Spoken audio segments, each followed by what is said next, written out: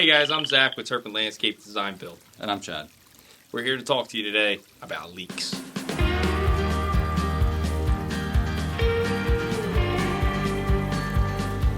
You're calling in, you've got a leaking water feature.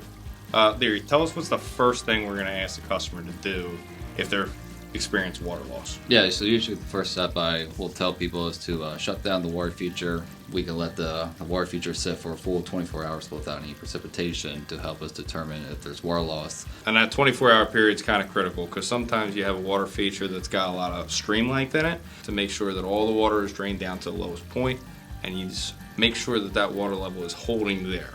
If it doesn't hold there, we're going to keep an eye on it until it stops dropping. It's also very important to, when you do shut down your water feature, if you have some sort of aerator or aeration to provide for your fish, if you have a pond, to make sure they have some sort of oxygen. It's very important so that we don't have any fish loss during that time span. Yeah, so if you don't have an aerator, you can reach out to us if it's on the weekend, if you've got an emergency situation going on. Really any kind of pump. Home Depot has small fountain pumps. Anything to get water turning. In the event that you turn your water feature off and the water level seems to be holding just fine, that's good news. We don't have a hole in the pond or in your basin. So now we've got a pond level or a water level in your basin established. The next step to do is going to be to turn it back on. Then we're going to come out and we're going to do a full liner edge check. Water does tricky things. You think if you went over the liner edge that you'd see a big puddle everywhere. It almost never happens that way. Finds a weird fold, tracks underneath the liner, underneath the rock, into some gravel somewhere else on your property, or it's going right underneath the basin. The first part of our investigation is going to be to expose all of the liner edges of your system.